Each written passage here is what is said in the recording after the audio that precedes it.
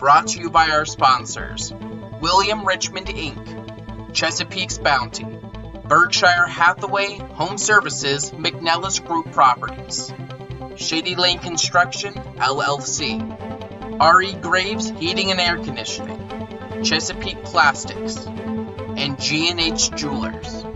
Now live from the JB Weather Center, this is a live forecast update. Hey, good evening everyone, I'm Forecaster John Bordash, back with you to give you a quick update here at 6:30 of what we're tracking and how the weather situation for this evening looks to be turning out. The microphone is showing us good, so we're going to hope that we are all good with that as we move forward here.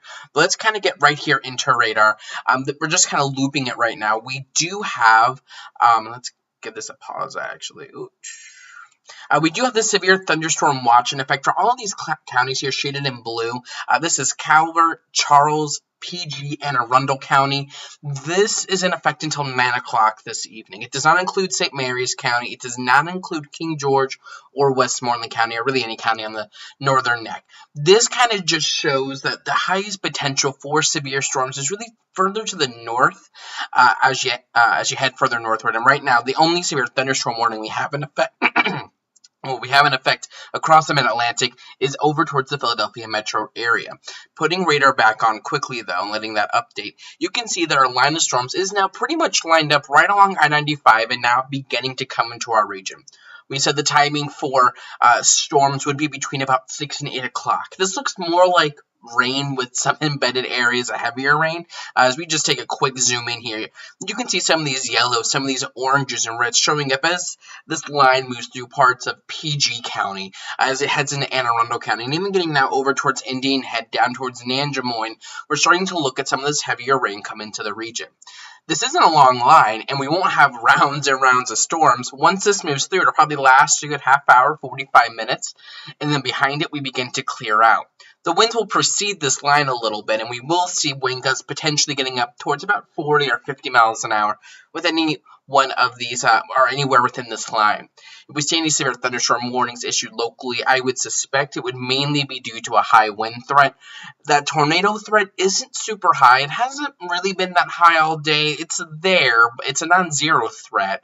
That's not the main thing we're talking about. Again, it's really just that potential here for some gusty winds within this line. But this line is moving at a pretty good clip. I think this should clear our region by about 8, 9 o'clock this evening. Do expect a little bit of a wind outing as you head out this evening. Do have the umbrella handy.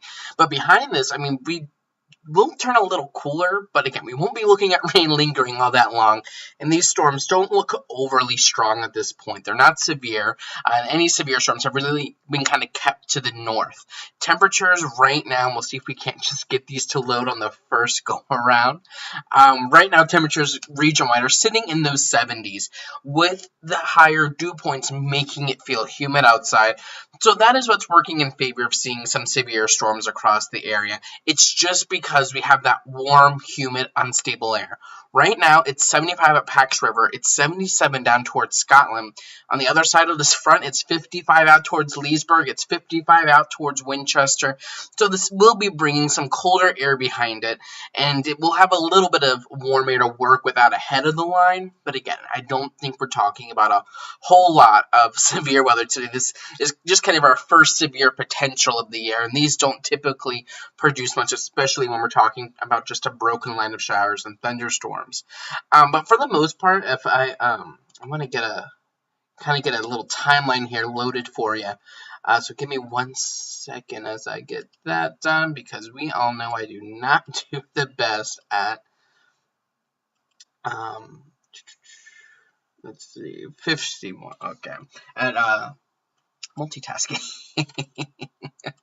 All right, let's just draw a general. It's just going to let me, let's see, I'm going to draw, yeah, why would it let me? the general timeline of this is that it will probably cross into, let's call it the Waldorf, Leonardtown area, probably, and I mean, it's already starting to rain in Waldorf, probably in the next 10-15 minutes, down towards Prince Frederick and over towards Mechanicsville, probably entering your neck of the woods in about the next 15-30 minutes, as we head down towards Lusby, Leonardtown, Lexington Park, probably getting into your neck of the woods over the next 30 to 45 minutes, and down towards Scotland and the southern tip of St. Mary's County. We're probably going to be talking about a time frame after, let's say about 7:30 or so is when this should begin to enter into your region. Down to the south where we have those warmer temperatures, we do see some